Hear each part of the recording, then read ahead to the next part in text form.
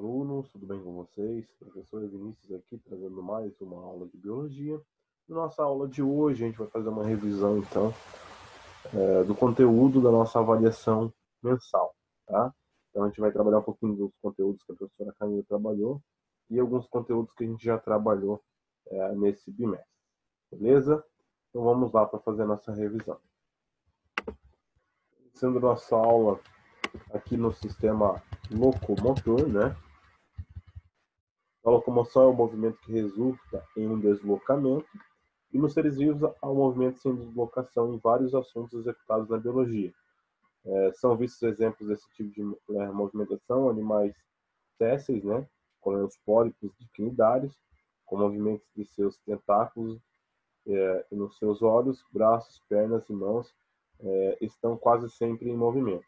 Um cachorro abanando o rabo, o caule de uma planta se dobra em direção à luz, entre outros. Tá? Então, isso daqui basicamente é a parte física, né, que a professora está trazendo da parte de locomoção.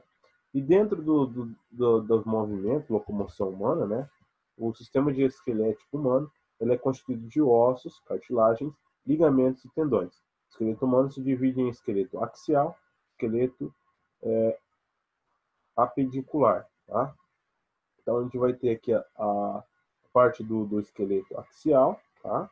E a parte apedicular, juntamente com a parte da cintura, tanto a cintura escapular quanto a cintura pélvica. Tá? E já a gente vai falar um pouquinho sobre esses apêndices, sobre todas essas estruturas que compõem o esqueleto humano. Tá? Então, o esqueleto axial ele é formado pelo crânio, coluna vertebral e costelas. Tá? Então, o esqueleto axial, se a gente perguntar sobre alguma questão a respeito do esqueleto axial, é só lembrar que é a parte aqui, cabeça e tronco, tá? Que compõe aí esse tipo de esqueleto. Então, a gente vai ter o crânio, tá? A minha coluna vertebral, juntamente do sacro, tá? E também as costelas, juntamente do externo. Tá? Esses são os esqueletos que o compõem, tá? Esses ossos são os ossos que compõem o esqueleto axial. O esqueleto apedicular corresponde ao conjunto de estruturas que dão sustentação aos membros superiores, braços, antebraços e mãos, e aos membros inferiores, coxas, pernas e pés, além daquelas que formam as cinturas, escapular e pélvica, responsáveis pela fixação e sustentação dos apêndices locomotores ao esqueleto axial. Tá? Então, quem são os ossos que compõem o nosso esqueleto apedicular? Então, a gente vai ter aqui, ó, no nosso braço, a gente vai ter o húmero, tá? Abaixo do húmero, a gente vai ter a una e o rádio, tá? E na mão, no braço da gente, ó, olhando assim, a gente consegue saber aonde que fica o nosso rádio, tá? Então, olhando para ela, sempre aqui, ó, na região do dedão, a gente vai ter o rádio, tá? A gente gosta de falar que o dedão é a antena do nosso rádio. Portanto, do lado oposto ao rádio eu tenho a una, tá? Então, região aqui, ó, do meu dedão, parte do meu dedão, tá? Essa parte do rádio. Parte oposta ao rádio, eu tenho a una. Acima no meu braço, tá? Então aqui antebraço, composto por rádio e una. Antebraço, composto pelo húmero, tá? E ligando ao húmero ao esqueleto axial, eu vou ter a escápula, tá? E a clavícula, montando para mim a cintura escapular, tá? Um pouco mais abaixo, a gente vai ter a cintura pélvica, tá? Com o osso da pelvis, formando para mim a cintura pélvica. Ligado à cintura pélvica, eu vou ter o fêmur, tá? A tíbia e a fíbula. A fíbula ela é fina e fica para o lado de fora. Tá? Então, a gente tem 3 Fs aqui, fíbula, fina, fora. Toda vez que a gente estiver em pé, essa parte externa, tá? Da parte de baixo aqui da nossa perna, tá? Vai ser a parte da fíbula, tá? E da nossa batata da perna, ao lado de fora, é formado pela fíbula. E a parte interna, o osso da canela, que a gente sente quando a gente toca, é o osso da tíbia, tá? Que vai entrar em contato com o fêmur, juntamente com a patela, formando ali a região do joelho, tá? Um pouco mais abaixo, a gente vai ter os ossos tarsais, tá? Os tarsos, depois os metatarsos, também chamado de metatarsais, e depois as falanges, tá? Esqueci de falar para vocês, mas aqui na parte da mão a gente vai ter os ossos carpais, ou os carpos, tá? Depois os metacarpos, um pouco mais para frente, tá? E acima dos metacarpos a gente vai ter as falanges, tá? Falanges distais e falanges proximais, beleza? Então, basicamente, o que a gente tem aqui no sistema locomotor para falar seria isso, tá? E movimentando todos esses ossos, né? A gente vai ter cartilagens, ligamentos e tendões fazendo a ligação entre um osso e outro, entre um osso e um músculo, tá? E para que esse movimento seja executado, a gente vai ter também um tecido especialista nesse tipo de coisa, que é o nosso tecido muscular, tá? Então, esse tecido muscular é que vai fazer todo o processo de contrações musculares para que o meu movimento aconteça, tá? E o nosso tecido muscular, tá? Tecido estriado esquelético, ele pode encontrar de dois tipos, principalmente, tá? A gente vai ter o tipo 1, que é o tipo que a gente vai encontrar as fibras vermelhas, tá? Que é responsável pelos movimentos lentos, e o tipo 2, que a gente vai encontrar as fibras brancas, que está relacionado com movimentos rápidos. A apostila traz para a gente aqui uma analogia entre um corredor a longa distância e um corredor de arrancada, né? Por exemplo, um corredor de 100 metros rasos. A maior quantidade de fibras brancas em um corredor de 100 metros rasos é maior do que no corredor a longa distância. Por quê? Porque o corredor a longa distância ele tem que ter um movimento contínuo, tá? Prolongado, enquanto que o corredor a curta distância tem que ter um movimento rápido e curto, porque ele não precisa fazer esses tiros de 100 metros a uma constância. Ele tem que fazer uma vez só que muito rápido, tá? Já o corredor a longa distância, ele tem que repetir essas contrações musculares, tá? Por um longo período de tempo, tá? Então, as fibras musculares do tipo vermelha são mais constantes nesse tipo de atividade, tá? Então, aqui ele vai ter uma tabelinha mostrando para a gente então, a velocidade de contração, né? Tipo 1 é lenta, o tipo 2 é muito rápida. Resistência à fadiga, então, no tipo vermelho ele é alta, na branca é baixa. Atividade, né? Aeróbica na vermelha e anaeróbica, né? Na branca. Força de contração é baixa na vermelha e muito alta na branca. Tá? Então, a força de contração é maior nas fibras brancas. Mioglobina, quantidade grande nas fibras vermelhas e baixa nas fibras brancas, né? Quantidade de mitocôndrias grandes nas fibras vermelhas e pequena nas fibras brancas. Vascularização elevada na tipo vermelha e baixa na tipo branca. Quantidade de substâncias de reserva energética grande no tipo vermelho, no tipo 1, e baixa na tipo 2, tá? E duração de contração é prolongada na tipo 1 e curta na tipo 2, tá? Ah, professor, então quer dizer que o corredor ele vai ter somente fibras brancas e não vai ter fibras vermelhas? Não, vai ter também fibras vermelhas, tá? Só que em menor quantidade do que fibras brancas. E assim também serve para o corredor de corrida longa. Ele vai ter poucas fibras brancas e maior quantidade de fibras vermelhas, tá?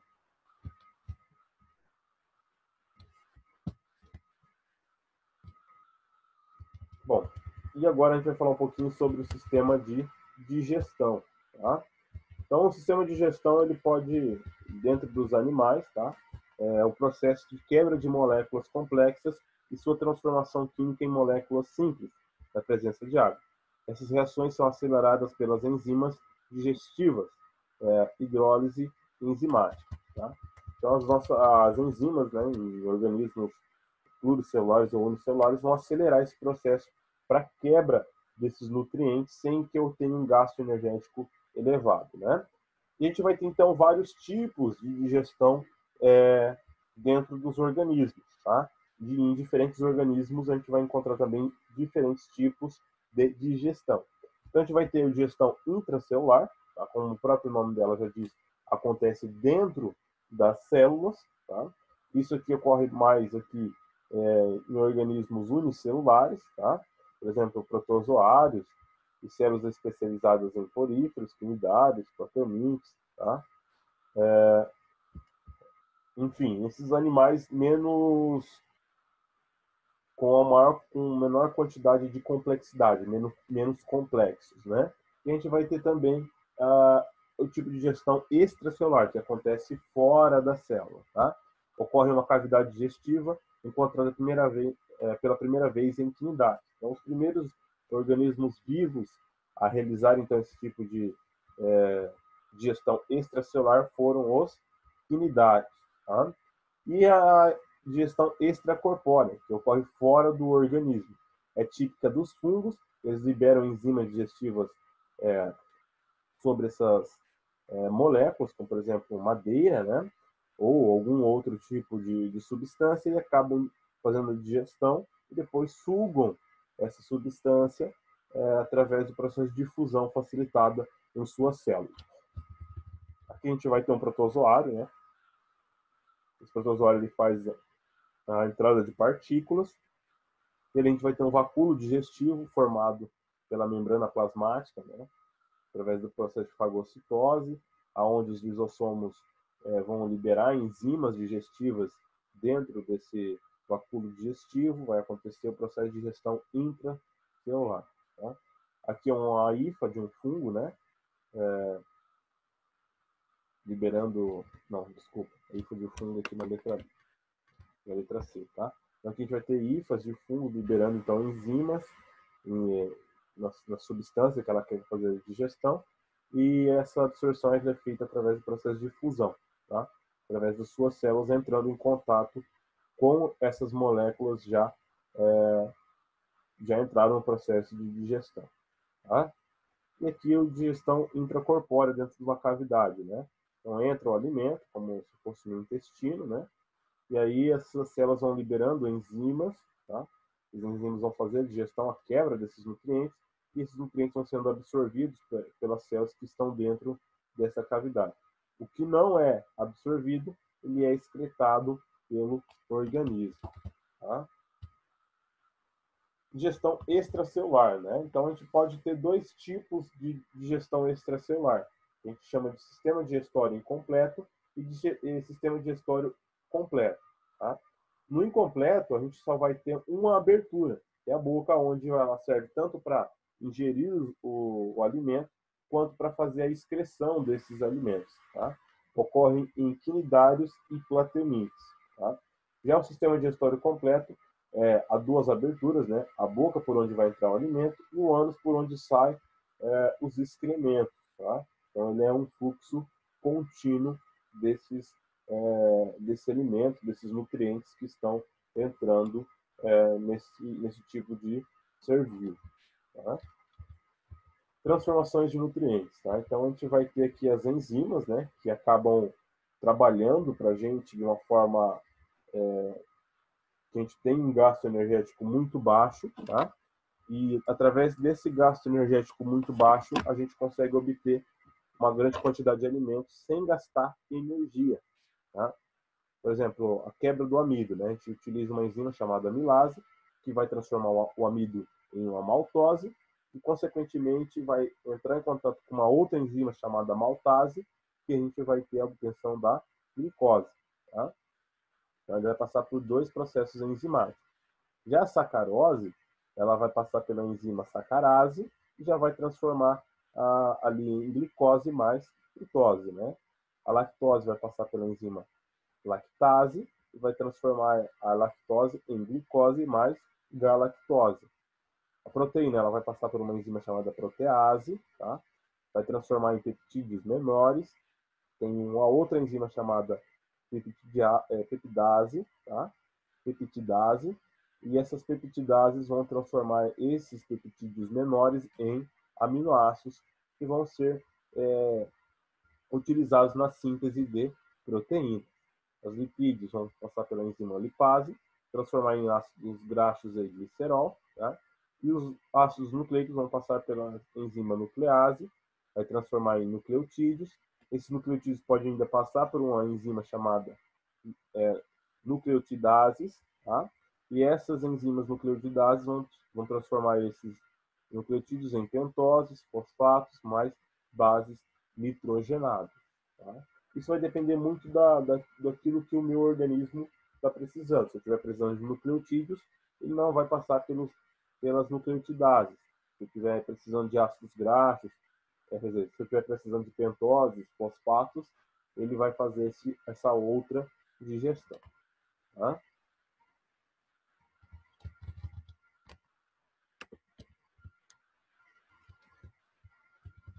Bom, e agora a gente vai falar um pouquinho sobre a fisiologia da digestão, né? Como que acontece esse processo. Então, o sistema digestório humano ele é constituído por órgãos, tá? Por onde o alimento passa e sofre hidrólise, e de glândulas anexas que produzem e secretam sucos digestivos no tubo digestório. Então, aqui a gente tem uma imagem, né? Mostrando para a gente o caminho que todo o alimento que passa pelo nosso organismo percorre.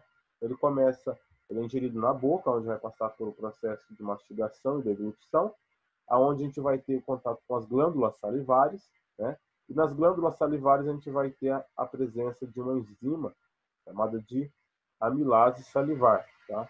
E ela vai ali começar o processo de digestão do amido, tá? Depois o alimento é deglutido, passar pela faringe, chegar no esôfago e chegar lá no estômago. No estômago a gente vai ter um pH muito ácido devido à presença do ácido clorídrico, juntamente de uma enzima chamada pepsina, que vai auxiliar na digestão de proteínas. Tá? Então, o nosso estômago ele está relacionado diretamente com a absorção de proteínas. Tá? Visto isso, pequenas quantidades de alimento vão saindo aqui do nosso estômago e vão em direção ao intestino delgado. Tá? Lá no intestino delgado, a gente vai ter alguns sucos, né, como o suco pancreático e o suco biliar, que vão fazer também a digestão desses nutrientes. Né? E ali a gente vai ter a maior parte de absorção de nutrientes do alimento que foi ingerido. Tá? Vai ter absorção ali de lipídios, vai ter absorção de carboidratos, tá? Tudo ali dentro do nosso intestino delgado. Tá? Graças à presença de enzimas, tá? E substâncias que são secretadas tanto pelo fígado quanto pelo pâncreas, que são duas glândulas anexas que a gente tem dentro do nosso intestino. Tá?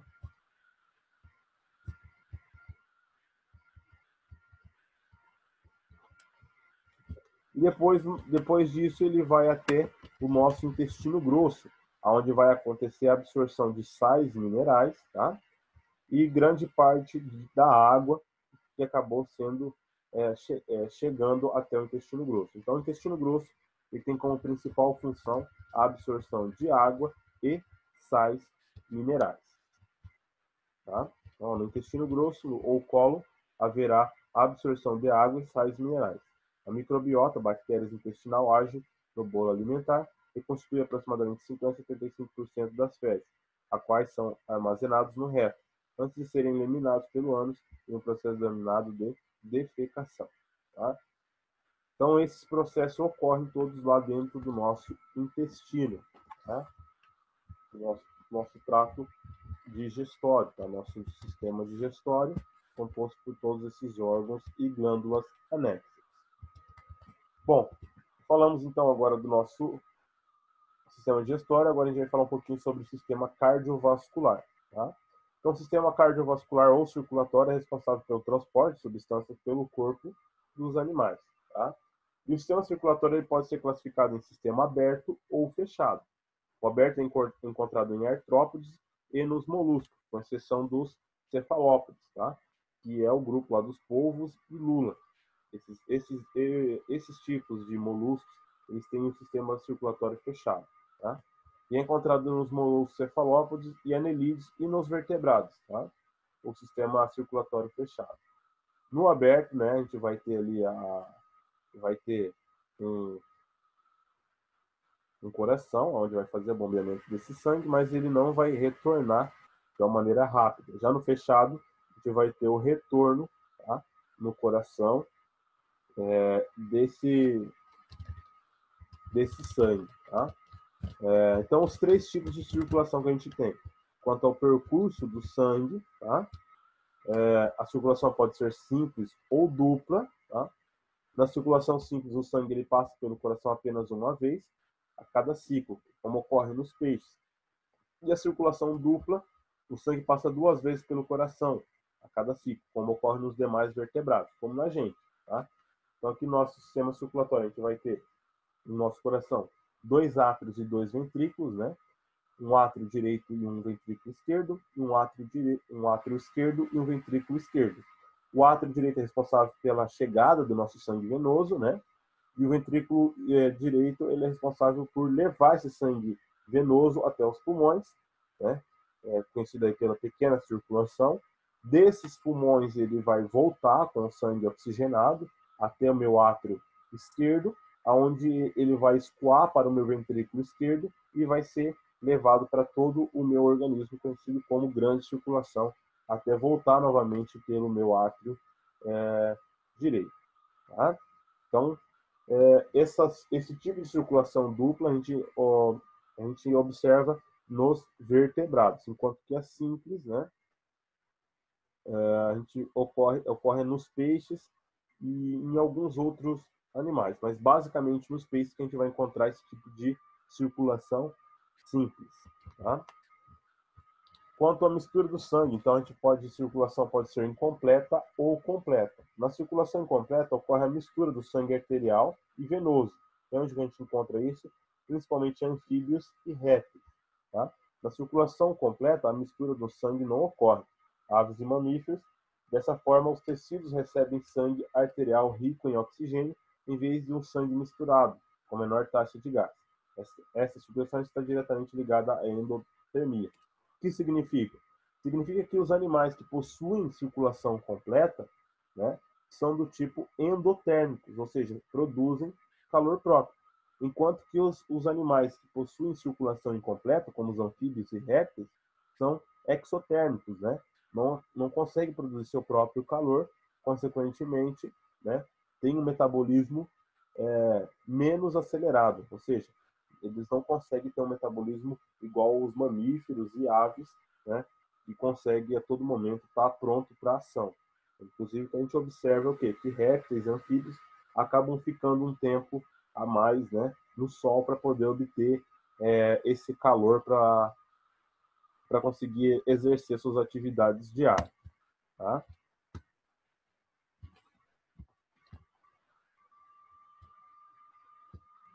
A gente tem um exemplo, né, de circulação simples, né, onde a gente vai ter os capilares, as brânquias, vai ter o coração, né, o átrio ventrículo. Esse sangue ele é bombeado até as brânquias, aonde ele é irrigado com gás oxigênio, né, ele é oxigenado, e essa oxigenação ela percorre o resto do corpo e depois volta até o átrio e volta até o ventrículo e assim por diante. Tá? Diferente na dupla circulação, onde existe lá o processo que vai até os pulmões, depois volta, tá? Formando lá pequena e grande circulação. Beleza? Aqui ele traz para a gente um exemplo dos répteis e anfíbios, né? Onde é misturado tanto o sangue arterial quanto o venoso, tá? E esse sangue ele não é muito rico em oxigênio, tá? Ajudando ainda mais no processo ali desses anfíbios e répteis terem um metabolismo menos acelerado, né? Contribuindo também para o processo deles serem exotérmicos, diferente dos animais endotérmicos, que são os mamíferos e aves.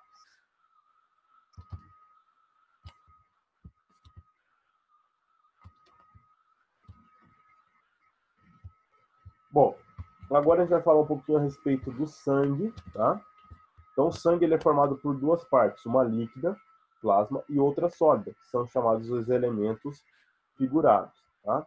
Então, o plasma ele constitui basicamente, aproximadamente 55%, né, mais ou menos 55% de todo o nosso tecido sanguíneo, tá? E ali depois a gente vai ter 1% de leucócitos e plaquetas, que são células de defesa dentro do nosso corpo, e depois 45% das hemácias, que são células que são responsáveis pelo transporte de sangue, tá? Os elementos figurados que compõem o nosso sangue são as plaquetas, com 1%, os leucócitos também com 1%, e as hemácias com 99%. Então, elementos figurados é constituído por plaquetas, leucócitos e hemácias, tá?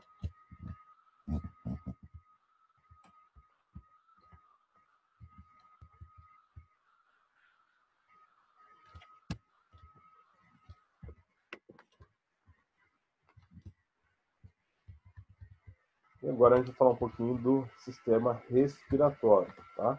Então, o sistema respiratório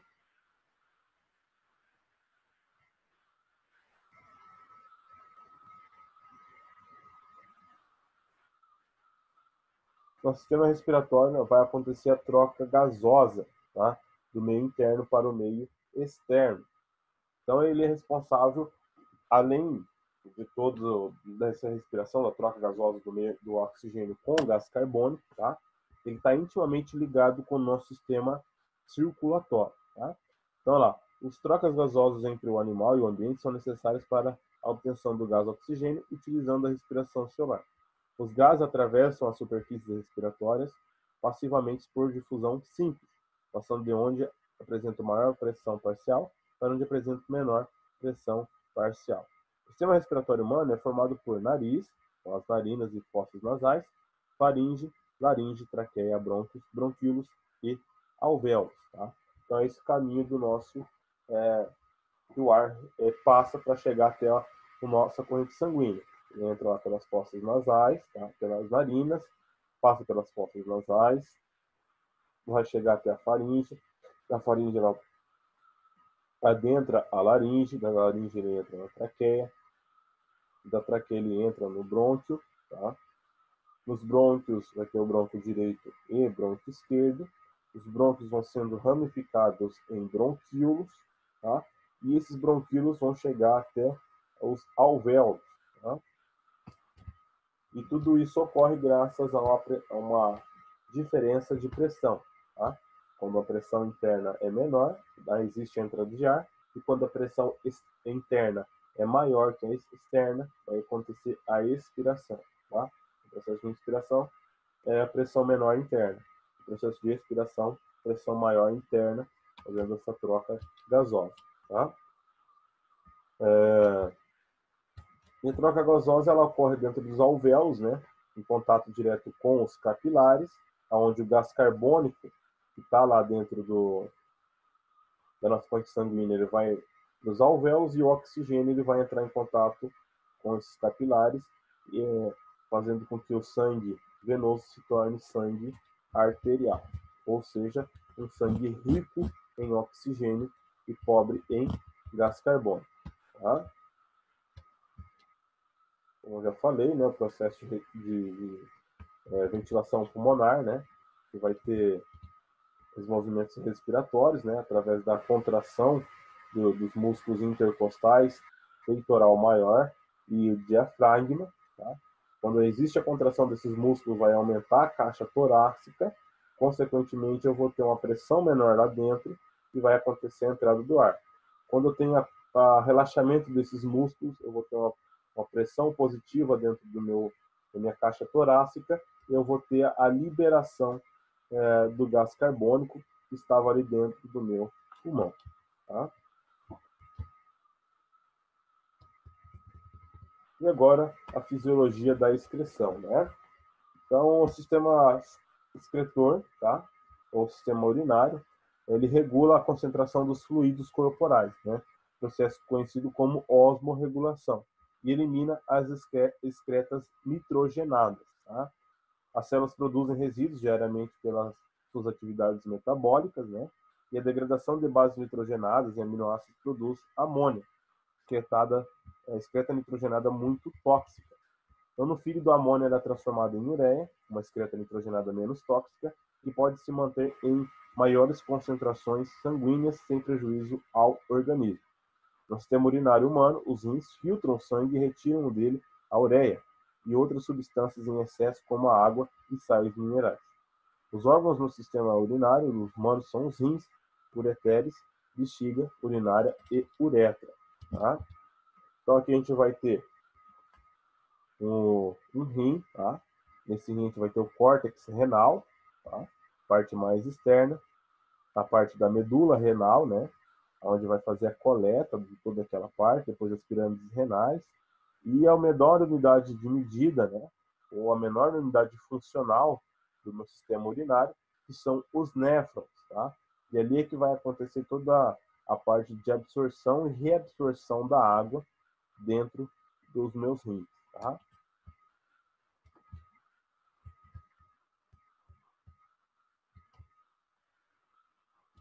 Bom, pessoal, o que eu tinha para revisar com vocês a respeito do nosso conteúdo seria isso, tá? Qualquer dúvida em relação à nossa prova, de interpretação ou algo do tipo, eu estou à disposição de vocês, beleza? E até a nossa próxima aula. Grande abraço.